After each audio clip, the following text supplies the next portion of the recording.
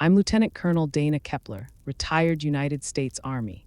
For almost 20 years, I worked in military signal intelligence, where a single wrong translation could start a war and a single correction could stop one. My job was never glamorous, but it mattered. Every day was a quiet race against disaster, measured not in medals, but in the silence that followed a crisis avoided.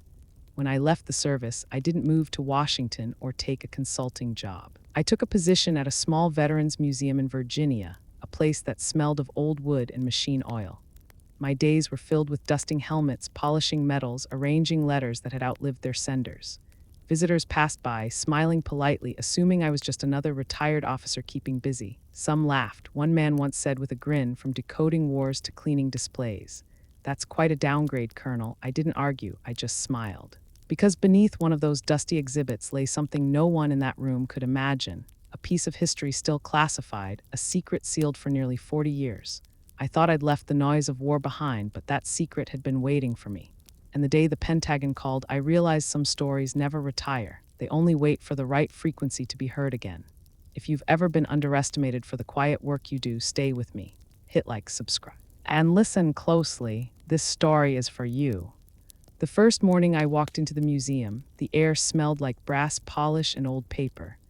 Light from the high windows fell across rows of glass cases, each filled with relics that once had purpose in the hands of someone who mattered. Helmets with chipped paint, letters written in pencil that had faded to the color of smoke. A folded flag behind a layer of glass so clean it reflected my face back at me, lined, calm, and a little unsure. I had worn uniforms my entire adult life, but this one felt different. It was the kind that came with no rank and no mission. The museum director, a soft-spoken man named Grant, showed me around with the kind of rehearsed politeness that told me he didn't quite know what to do with a retired intelligence officer. He talked about attendance numbers, school field trips, and donations from veterans' families. When he handed me a set of keys to the restoration room, he smiled and said, "You'll probably be happiest down there." I nodded. He was right. I always worked better in silence. The restoration room was tucked away at the end of a narrow hallway. It smelled of dust and solvent, with shelves stacked floor to ceiling with forgotten fragments of war. I ran my fingers along the edge of a cracked flight helmet, over the grooves where someone's name had once been carved. Every item here had belonged to someone who had believed their story would be remembered, yet most of these names would never be spoken again.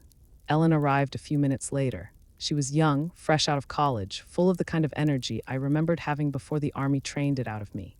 She introduced herself with a bright grin and a quick handshake. Her nails painted a shade of blue that matched the streak in her hair. When she saw the rank insignia pin I still wore on my lapel, she raised an eyebrow and laughed. "The Colonel of Cobwebs, that's what I'll call you." It was harmless teasing, but something about it stayed with me. I smiled and said, "Works for me." She didn't mean disrespect. To her, this was just a job. To me, it was something closer to penance. Most of the staff spent their time filming short videos for the museum's social media page. Standing beside tanks and posing next to vintage uniforms, they called it engagement. I stayed in the basement workshop, cataloging new donations and repairing what could still be saved. There were more than 20,000 artifacts in the museum's collection, most donated by families who wanted their relatives remembered. Each tag I attached felt like a small promise to someone who wasn't here to keep it themselves. One afternoon, Grant handed me a folder marked with a red sticker. "This one's for you, Dana," heavy he warned. Inside were photos of a rusted communication unit, the kind used in the late Cold War. Radio Unit 47R. The inventory note said it had arrived from a storage facility outside Raleigh, part of an old donation from a decommissioned base. My task was to clean, restore, and prepare it for display.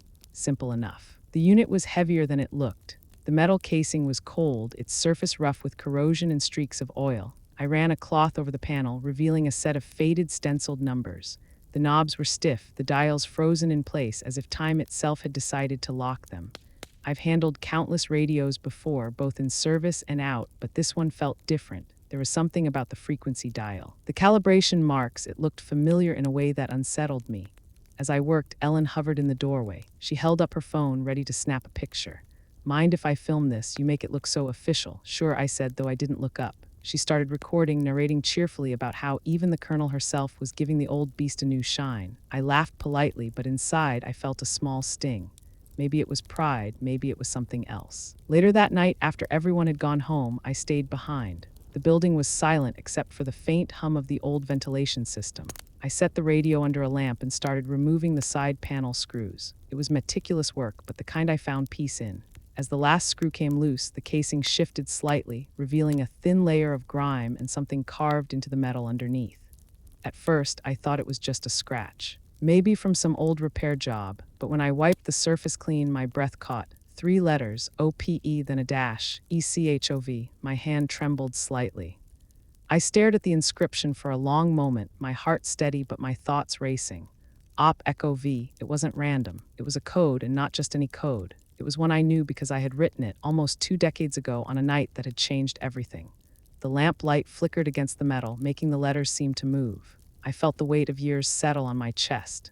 This radio had no business being here, in a museum basement in Virginia. It should have been destroyed after the operation ended, but it was here, waiting. I leaned back in my chair, staring at it like it might start talking. The code was tied to a classified operation, one buried so deep it didn't even have an official name in most reports. I thought it had been forgotten. Apparently, I was wrong. Part of me wanted to close the panel, lock the room, and walk away.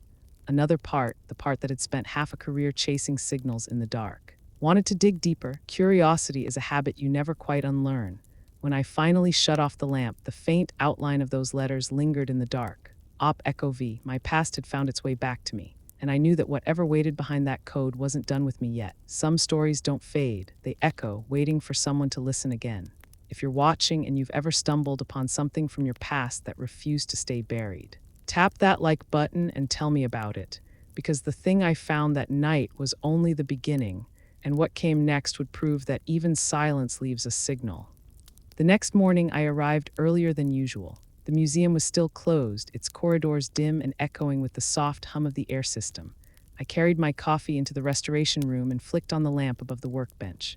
The radio sat exactly where I had left it, metal dull under the yellow light. The carved letters caught my eye again. Op Echo V. It looked almost harmless now, a faint scratch in an ocean of rust. But my gut told me nothing about this was harmless. I took out a notepad from my bag and wrote the code down just to see it on paper. Sometimes distance helps. Seeing it written in ink sent a shiver through me.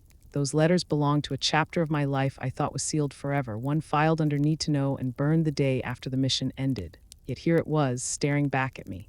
I didn't know how this piece of equipment had survived, or why it had ended up here, but I intended to find out. When Ellen came in around 9, she found me hunched over the machine, tools spread across the table. "Morning, Colonel of Cobwebs. You're early," she said, laughing as she set down her bag. I smiled, but I didn't answer right away. She peered at the radio. "You really take this thing seriously, huh? It's just a display piece." I met her eyes. "Everything tells a story, Ellen, even the quiet things." She tilted her head like she didn't quite get it, then shrugged and went back upstairs. I returned to work, removing another side panel. Inside, the wiring was a tangle of faded cables, connectors brittle with age. I handled them like an archaeologist brushing sand from a bone. There were markings on some of the components, serial numbers, manufacturer codes, repair dates. Most were standard issue. But then I saw it, a small tag stapled to one of the interior brackets. D17-03. I froze. That was the date of the Ravenfall debrief, the last day I ever saw the original 47R unit. My breath felt shallow. This wasn't just a duplicate model. This was the same radio, the exact same one. My fingerprints, my voice, my code, they were somewhere inside the steel box. That realization landed heavy. Someone somewhere had kept it hidden until now. I sat back and rubbed my temples, trying to think it through. If this machine had resurfaced, it meant the operation file might not have been fully destroyed. It meant someone knew what it was and what it could reveal. That thought both comforted and terrified me. By mid-afternoon, Ellen returned with lunch. She perched on a stool beside me, unwrapping a sandwich. You know, the director's thinking about doing a live stream from down here.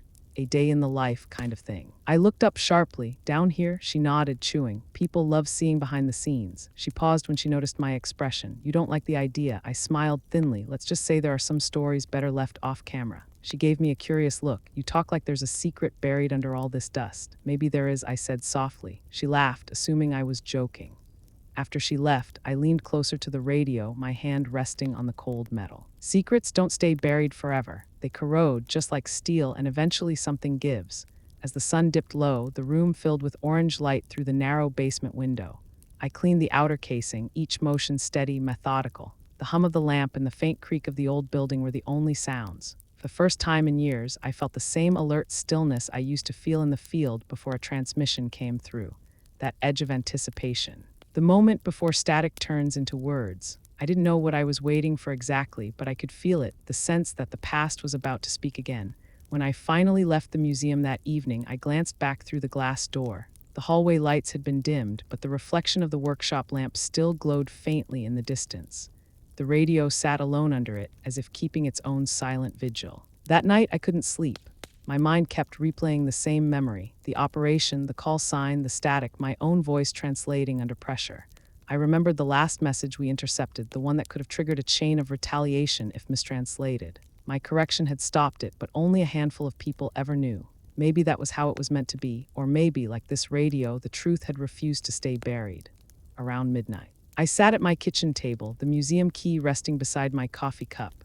I told myself I'd leave it alone, but that's the thing about old soldiers, we're terrible at walking away from unfinished missions. Tomorrow, I decided I'd take a closer look at the internal components. Maybe I'd find something more, something that explained how it ended up in my hands again. Before heading to bed, I looked out the window at the quiet street. The sky was clear, stars sharp against the black. Somewhere miles away, signals still traveled through the night, invisible but constant, and I wondered if one of them was meant for me.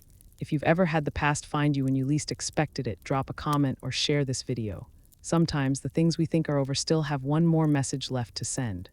What I discovered next would change everything I thought I knew about silence, loyalty, and the price of keeping secrets. The memory came back to me the way old transmissions used to fade in through static, slow at first, then sharp enough to make me catch my breath. Baghdad, 2003, the air thick with dust, the kind that turned the horizon into a brown haze. I was 29, stationed in the Signal Intelligence Division of the 3rd Army Group, assigned to monitor encrypted enemy chatter. My shift started at dusk and ran until dawn, when the heat was at its worst and every breath tasted like sand and metal. The bunker was buried under layers of concrete just outside the main compound. It smelled of oil, sweat, and burnt coffee. The hum of generators filled every silence, mixing with the endless clicking of keyboards and the low voices of operators murmuring into headsets. Screens glowed dimly, green lines tracing signals that came from everywhere and nowhere. Most of what we intercepted was noise, false coordinates, decoys, meaningless fragments. But that night felt different. Even before the message came through, something in the air told me to stay sharp. My team consisted of 5. Sergeant Lewis handled the decryption array. Patel logged every line of data that passed through our frequency range. And I, Lieutenant Kepler back then, was on analysis duty, the final layer before any information reached command. I remember staring at the console as the new transmission appeared on the log, narrow band, coded, faint. The frequency was 275 megahertz, an odd one to be using that late. I called out new signal on the secondary sweep. Lewis leaned over, his headset sliding down one ear. Could be enemy chatter again. He sounded tired. We'd been chasing ghost frequencies for weeks. Still, protocol said we had to log everything. The line of code scrolled across my screen, each group of numbers and letters forming a pattern that made my stomach tighten. I knew that structure. It was one of ours. Patel frowned. That can't be right. It's encrypted in our format, but coming from outside the Allied range. I zoomed in, cross-checking the call sign. Echo V. The name hit me like a slap. That was a relay station west of Karbala, one we hadn't heard from in 3 days. I ran the numbers again. It wasn't a false ping. Someone out there was trying to contact us. Command wanted confirmation before reacting. We routed the signal through the analyzer, breaking down every segment. The message was fragmented, but clear enough once I cleaned the interference. I remember my throat going dry as I read it. It was a distress relay, coordinates embedded inside a code header that could easily be misread as enemy position data.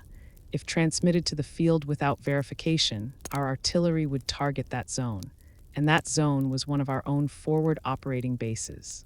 I looked up at Lewis. This isn't enemy chatter, it's friendly. If we don't flag it now, they'll fire on our people. He blinked, disbelief flickering across his face. Are you sure? I didn't answer. I was already typing, recalibrating the frequency offset. Someone had manually shifted the signal by 5 kilohertz, enough to disguise its origin. A mistake that small could kill hundreds. I rerouted the data through our verification grid, running it against the last known relay of Echo V. When the coordinates aligned, I felt my heart pound in my ears.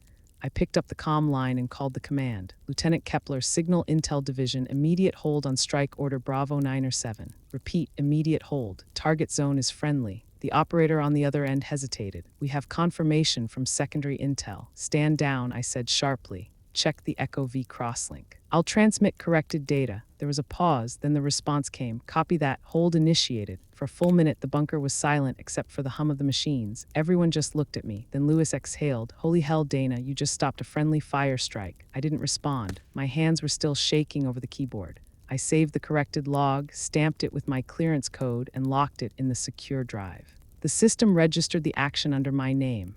After that, the room went back to its rhythm, machines clicking, voices low, but something inside me felt changed. The thin line between disaster and survival had never felt so visible. At 0400 hours, I stepped outside the bunker for a breath of air. The desert night was quiet, stars faint through the haze. Somewhere in the distance, a faint rumble echoed, the delayed sound of explosions far away. I thought about the men who would wake up alive because a few numbers had lined up correctly.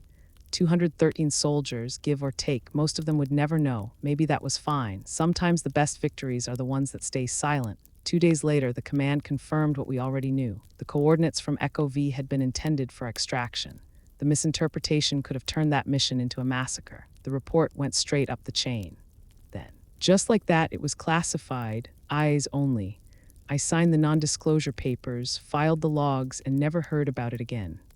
When the official commendation list came out the following month, my name wasn't there. I didn't expect it to be. The operation didn't exist on record. My superior, Major Hale, caught me after the briefing and said quietly, "You did the right thing. That's all that matters." I nodded, but part of me wondered if that was really true. I saw Hale again the night before we rotated back to base. He was standing near the comm tower, smoking in silence. He looked older than I remembered, lines deep around his eyes. "You'll go far, Kepler," he said. "You've got the instincts most don't. But remember, not every truth gets to wear a medal." Then he dropped his cigarette, ground it under his boot, and walked away. I stayed behind, watching the smoke rise from the sand. The phrase stuck with me, not every truth gets to wear a medal. He was right, some of them get buried instead. That mission became a ghost file in my mind, something I carried quietly. Years later, when people asked me what I did in the service, I told them I worked with communications. It was simpler that way, easier than explaining how a few lines of code could mean the difference between life and death. Even now, as I think back, I can still hear that signal, the faint hum, the stutter in the line, the moment my brain recognized the pattern. It's strange how sound can stay with you, how it becomes part of who you are. I guess some frequencies never fade. If this story resonates with you, hit like or share it with someone who understands the weight of quiet duty. In the next part, I'll tell you what happened when that same frequency returned years later, not as a memory, but as a call, and answering it would change everything I thought I had buried. Part of me thought the memory of that night would fade with time. It never did. Baghdad had a way of burning itself into your bones. Some nights, even now, I still hear that radio hum. Back then, after the Ravenfall incident, I didn't sleep for 3 days. The command briefings dragged on, all formal language and clipped sentences. Words like verification and protocol filled the air, but underneath it all, everyone knew how close we had come to disaster. 213 men and women had walked away from that base alive. That number stayed in my head like a heartbeat. Every one of them had a family, a story, a reason to be there. I never met any of them, but I knew their names from the after-action logs. I used to read them at night, a habit that made the insomnia worse but somehow kept me grounded. Our division went through a quiet shuffle after that. Personnel rotated, files were sealed. And new directives came down from command. The official story was that Echo V had gone dark and returned operational. Nothing about the miscommunication or my correction ever made it into reports. I was told to forget it. That's what classified meant. You did your job and let the silence carry the rest.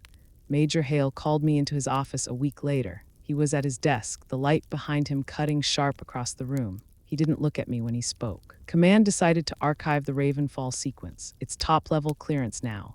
You'll receive the eyes-only brief for your records, then it's done. I stood there, unsure what to say. He looked up finally. "You did good work, Lieutenant. Remember that." I wanted to ask why something that had saved so many had to be erased. But questions like that never went anywhere good, so I saluted, signed the paper, and walked out. The next day, the entire comm section was reassigned. On our last night in Baghdad, the wind carried a faint smell of burning oil from the outskirts. I sat outside the barracks with Lewis and Patel, passing around a tin of instant coffee that tastes like metal.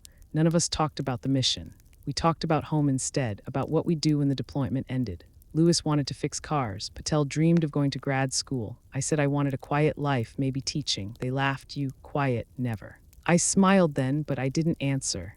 I didn't tell them that I already felt like I was fading into the background, just another soldier who'd done a job and moved on. That night, I packed my gear and wrote one line in my field notebook before sleeping: "Some victories are too quiet for parades." Years passed, the memory blurred like static drifting in and out, but it never disappeared. Every so often, I'd hear something that brought it back: a certain frequency tone, the pop of an old transmitter, even the sound of a fan humming in the dark. It was as if that moment had tuned something inside me permanently. I spent the rest of my career moving from base to base, teaching new analysts how to read between the signals. They called me patient, precise, too serious sometimes. I didn't mind. I carried that silence with me, the understanding that everything can change in one message, one small decision. I suppose that's what shaped me into who I became after I left the service. The night before my retirement, I found an old file at the bottom of a locked cabinet, no label, no timestamp. Inside was a single sheet of paper, yellowed at the edges, coordinates. I recognized them instantly. Echo V. Someone had slipped it into my folder years ago, a quiet acknowledgement.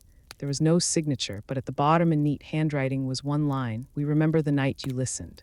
I folded it carefully and tucked it inside my journal. I didn't know if it was from Hale or someone else, but it didn't matter. It was enough. That piece of paper traveled with me to Virginia when I took the museum job. I kept it hidden inside a book on my office shelf. Sometimes I'd take it out and trace the ink with my thumb, wondering how many of those 213 soldiers were still out there.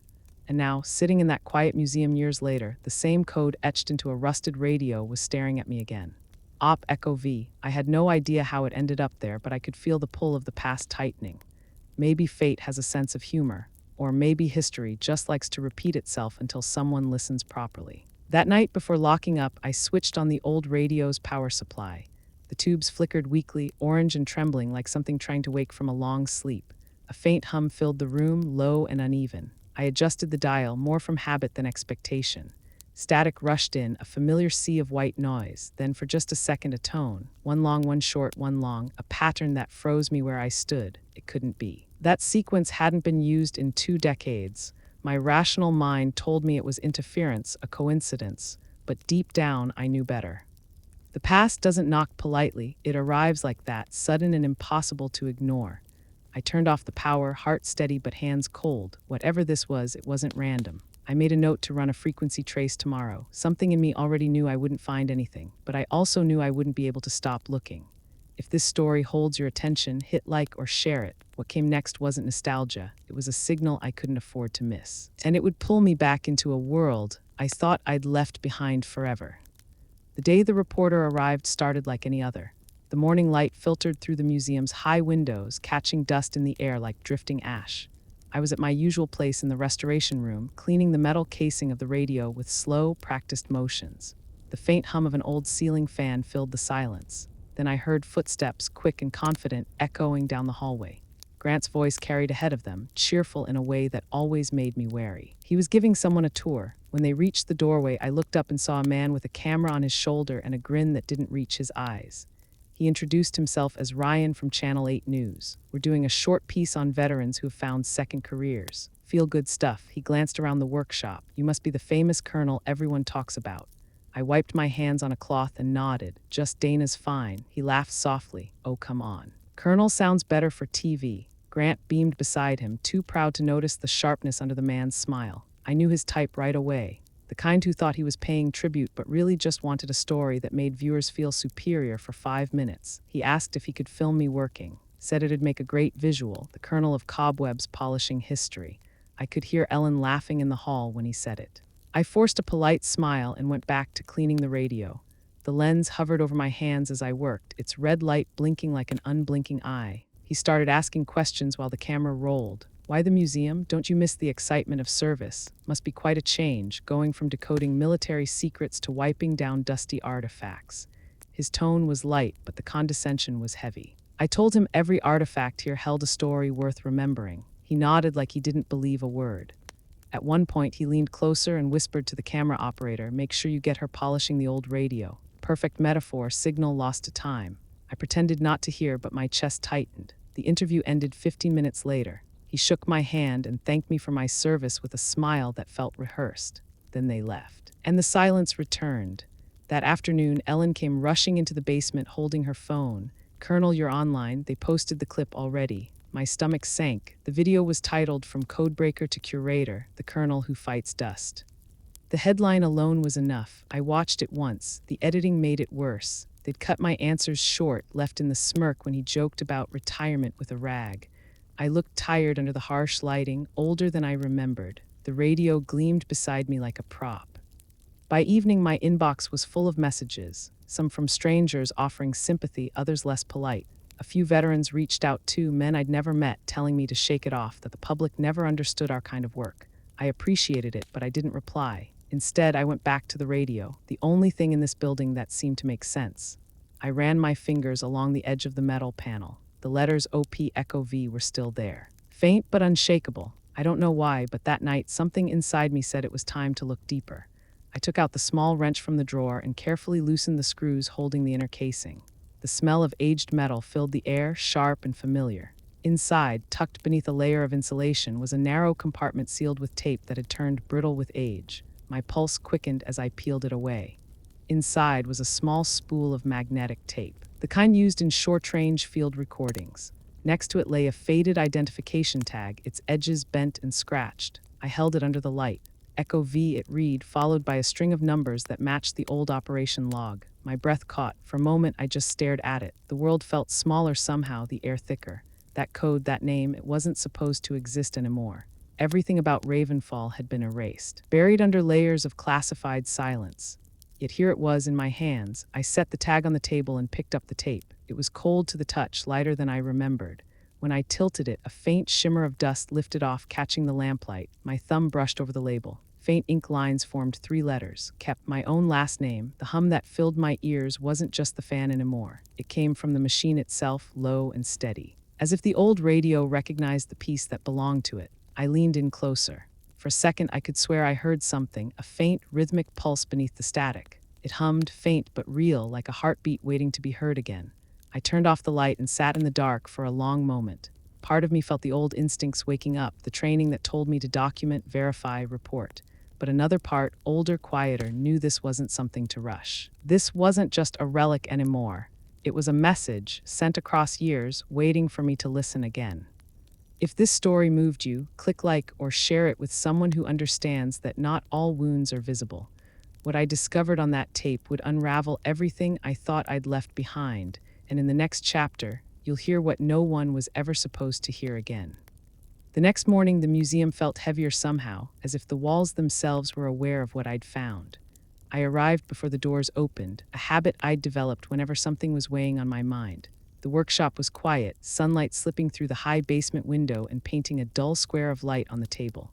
The radio sat in the middle of it all, still open from the night before, the small tape and ID tag beside it. I poured myself a cup of coffee and stared at them. The tape was old military-issue field recording, the kind we used before everything went digital. It shouldn't have survived this long, but the spool looked intact. I turned it in my hand, the film glinting faintly. There was a part of me that wanted to destroy it right there, to end whatever ghosts it carried before they came back to life. But curiosity is a difficult enemy to kill. When Ellen arrived, I quickly slipped the tape into my pocket. "Morning, Colonel, you're early again. Couldn't sleep," I said. She laughed softly. "Must be all the fame from your big TV debut." I looked up sharply, but she didn't notice the edge in my voice. "The clip's still going around. People love it. Some are saying we should invite that reporter back for follow-up. Imagine the views. Views, that's what it was all about now. Views, clicks, sound bites. They saw my life as content." I didn't answer. Instead, I walked over to the radio and began reassembling the outer casing, pretending to focus. By noon, the place was busy again. A group of students wandered through the main hall, laughing, pointing at exhibits. Their teacher explained the difference between Army and Navy uniforms while they half listened. I could hear their footsteps echoing overhead, the world moving on without knowing how much history hummed beneath their feet. When the day finally ended, I waited for everyone to leave. The building grew still, the kind of silence that felt alive. I pulled the tape from my pocket and laid it beside an old portable reel-to-reel player we kept for demonstrations. It took a few tries to get it threaded properly. My hands weren't as steady as they used to be. I pressed play. At first, nothing, just the hiss of static, long and hollow, then faintly a voice, my voice. Unit 47R, frequency confirmed. Transmission Echo V received, adjusting offset. The sound froze me. The words were sharp, professional, exactly as I'd spoken them 20 years ago. Then came another voice, a man's, faint through interference. It was Major Hale. Copy that, Kepler. Authorization granted. Relay sequence to base command. I felt my throat tighten. The recording captured the moment right before everything happened. The moment I caught the error, the hum in the background built a faint pulse. I could hear myself again, calmer this time. Negative on strike order. Coordinates misaligned. Hold all fire. Then silence, a few seconds of static, and then the faintest sound of breathing, almost too soft to notice. The tape clicked and ended. I sat there, staring at the player. My voice sounded younger, surer. I hadn't heard it like that in years. The recording shouldn't exist. All transmissions from that mission were logged and destroyed. Yet here it was, proof that the night had happened exactly as I remembered it. Proof that the truth hadn't vanished entirely. But with proof came danger. If this tape surfaced publicly, it would raise questions about why it was hidden, who kept it, and what else the government had buried with it. I leaned back, trying to think. Who could have placed it inside the radio? It must have been done before it reached the museum. Someone wanted me to find it. A sudden noise upstairs made me flinch, a door closing, faint footsteps. Probably Grant locking up, but the sound pulled me back to the present. I turned off the player and slipped the tape back into its compartment inside the radio. Then I secured the casing again, wiping away any trace that it had ever been opened. I stood there in the half-darkness for a long while, the air thick with the smell of dust and oil. I remembered what Hale had told me all those years ago. Not every truth gets to wear a medal. Maybe he had been protecting me, or maybe protecting himself. Either way, the truth was alive again, humming quietly beneath my fingertips. The next morning, the video resurfaced on another platform, reposted by a larger outlet. This time it had millions of views. The headline read, "From Hero to Janitor, How One Veteran Found Her Place in History." The thumbnail showed me mid-motion, wiping the radio, a tight smile on my face. Ellen came rushing down to show me, beaming. "You're famous now. Look at the comments. People love how humble you are." I forced a small smile, but inside I felt hollow. I wasn't angry anymore, just tired. They were all talking about the image, not the truth. They saw an old woman cleaning, not the history beneath her hands. That night, I decided I would write a letter to the Pentagon, to Hale, to anyone who still remembered Echo V. I didn't know what I'd say yet, but I knew I couldn't carry the silence much longer. The past had found me for a reason. If this story hits something deep in you, click like or share it with someone who knows what it means to be misunderstood. Because the louder the world laughed, the more certain I became that the signal I'd found wasn't just an echo. It was a call, and someone, somewhere, was waiting for me to answer it. 2 weeks passed before I heard anything official. I had started to believe the tape would remain my secret, one more classified relic in a life already full of them.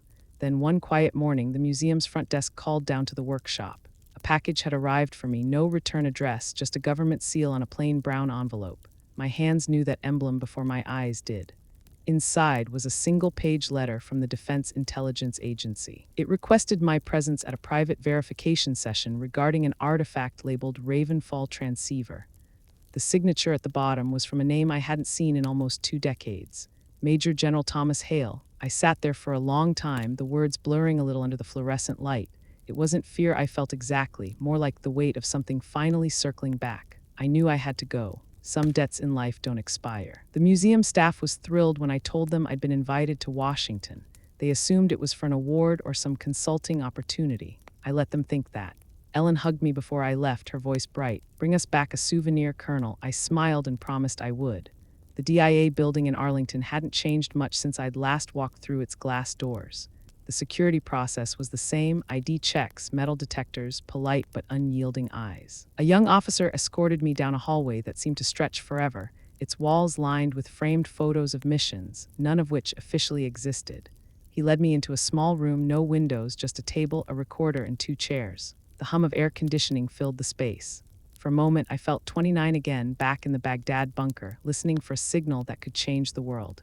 Then the door opened, and General Hale stepped inside. Time had carved deeper lines into his face, but the sharpness in his eyes was the same. He smiled when he saw me. "Kepler." I wasn't sure I'd ever get to say that name again. I stood and saluted out of habit. He waved it off. "Sit down, Dana. We're long past protocol." He carried a small briefcase, set it on the table, and opened it carefully. Inside was a digital recorder and a single reel of magnetic tape, the same kind I'd found hidden in the radio. He pressed. The room filled with the sound of static, followed by my own voice. "Unit 47R, frequency confirmed. Transmission Echo V received. Adjusting offset."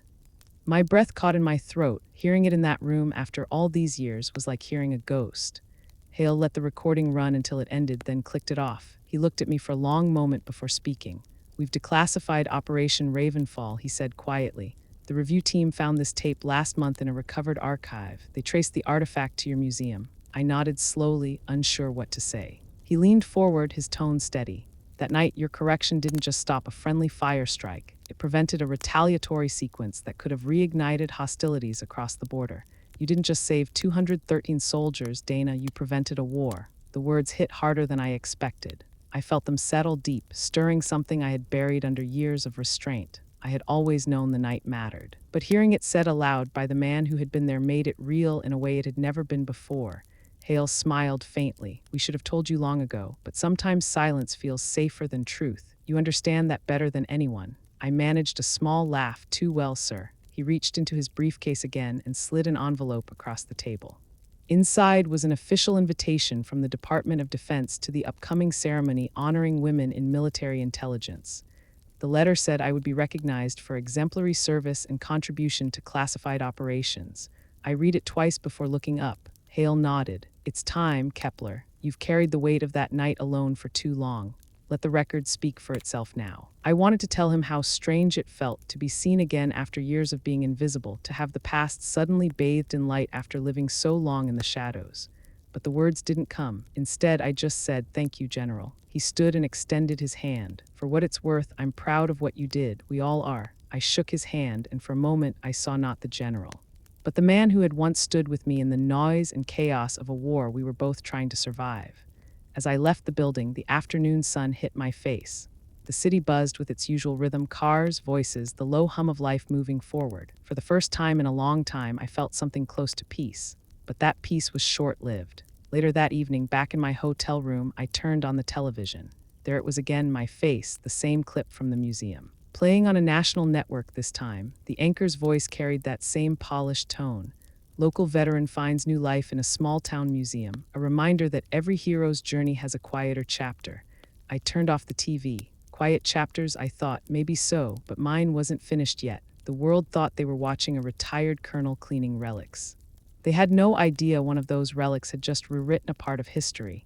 Some truths take years to surface. Others wait until the moment you're ready to face them. I was finally ready. If this story speaks to you, hit like or share it. The ceremony that followed would reveal more than recognition. It would bring a silence-breaking moment no camera crew could have staged. And it would prove that honor, once lost in the static, can still find its way home. The morning of the ceremony came sooner than I expected. I stood in front of the hotel mirror, fastening the same dress uniform I had folded away years ago. The fabric felt stiff against my shoulders, but the weight was familiar. My reflection looked older, quieter, but steadier too. Some things time couldn't dull: discipline, instinct, the memory of what mattered. The drive to the Pentagon was calm, the early light turning the city a pale gold as the car turned through the gates. The sight of that building brought back a rush of mixed emotions. I had walked these halls as a young officer, nervous but determined. Today, I walked them as someone who had learned that sometimes the hardest battles are the ones fought in silence.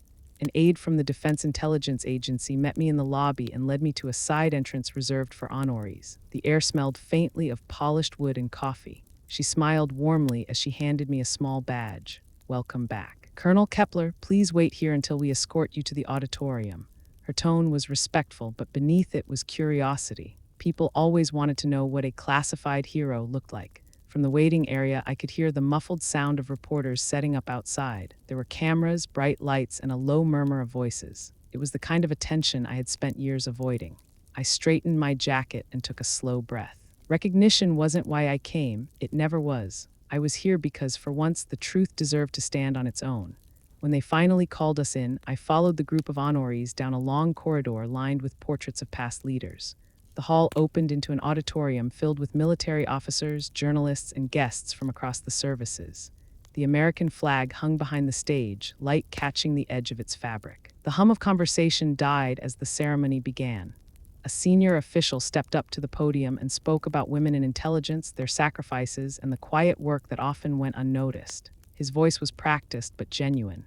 I listened without moving, feeling the weight of his words settle in the room. Then, partway through his speech, he paused and looked toward the side of the stage.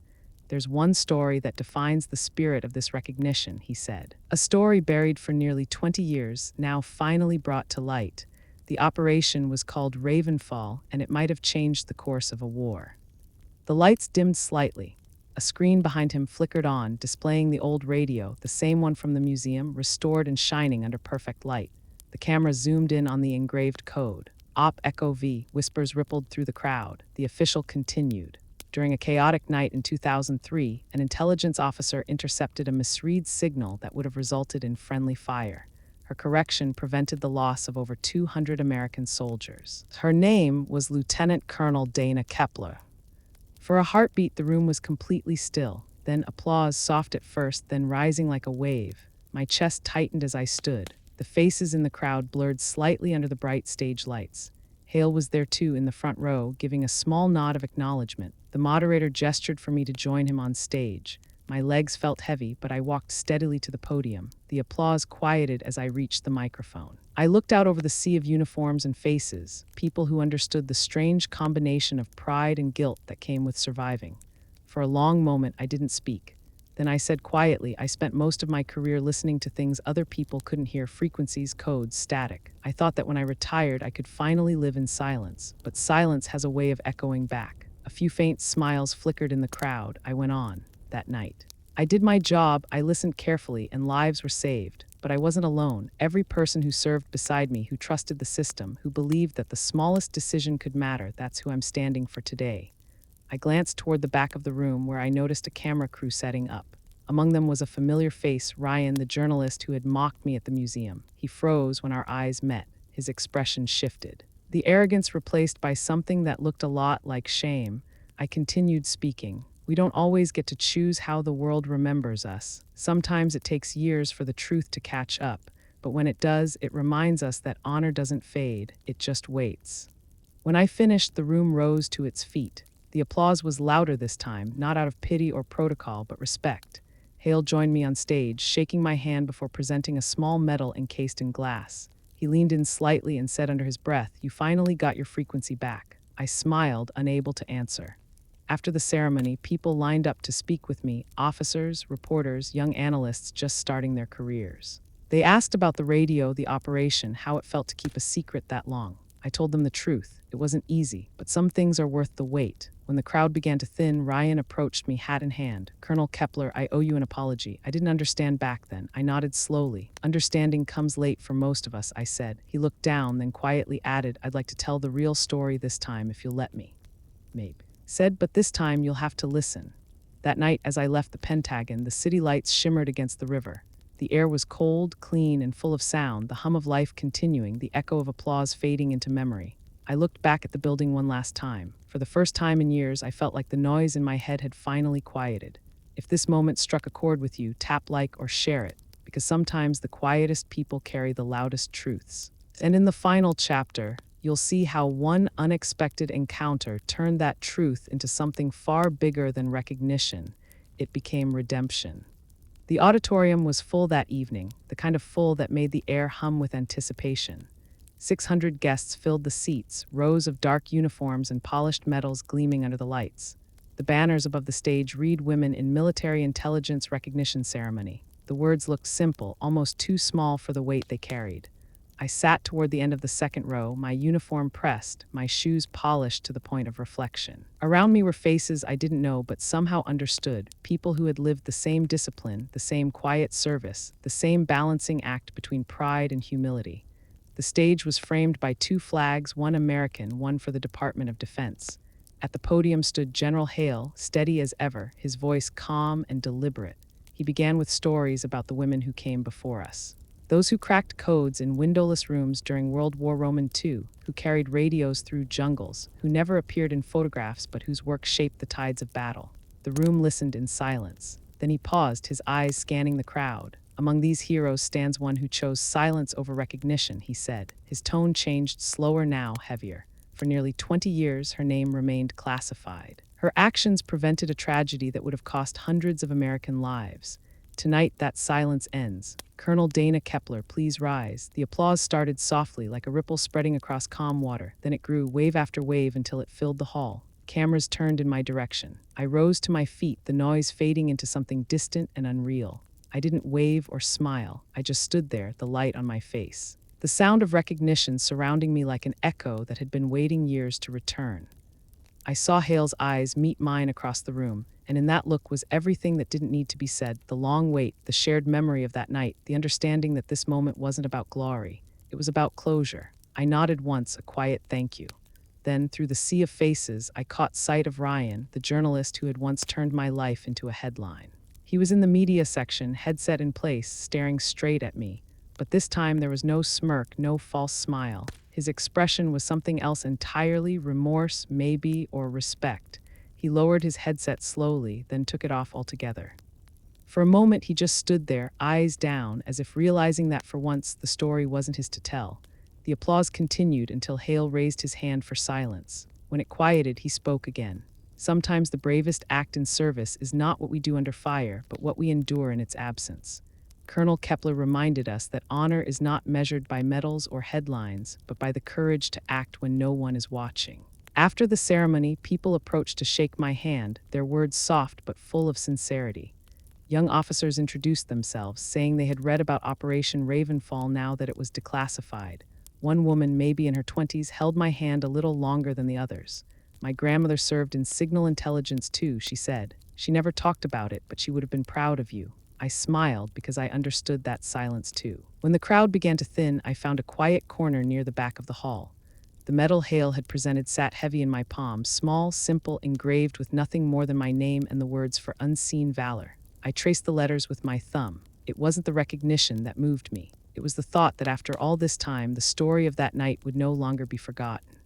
Hale joined me there a few minutes later, his voice softer now. "You did good, Kepler." He looked at the medal, then at me. "Took long enough, didn't it?" I laughed quietly. Some signals take time to reach the right frequency. He smiled, that old weary smile I remembered from Baghdad. Then he said something that stayed with me long after that night. "The world's loud enough with people trying to be seen. It needs more people who do the right thing quietly. You never stopped being that kind of soldier." As the hall emptied and the lights dimmed, I glanced toward the back. Ryan was packing up his equipment, but before leaving, he looked at me once more and gave a small, respectful nod. No cameras, no notes, just acknowledgement. I nodded back. Some vindications don't need words. When I stepped outside, the night air hit cool against my face. The city was alive with sound, traffic, distant chatter, the rhythmic echo of boots on pavement. I stood there for a while, breathing it in, for the first time in years. I didn't feel the weight of secrecy pressing down. The truth was no longer mine alone to guard. It belonged to history now, where it should have been all along. If this story touched something in you, share it with someone who still believes quiet strength goes unnoticed. Because sometimes the justice we wait for doesn't come through judgment or apology. It arrives in the sound of a room full of people finally listening. And in the final scene of this story, you'll see how one small act of remembrance turned silence into legacy. The reception that followed the ceremony felt like a blur of sound and light. Conversations mixed with the faint notes of a string quartet in the corner, and the clinking of glasses echoed softly through the hall. I stood near one of the tall windows, looking out at the Pentagon courtyard.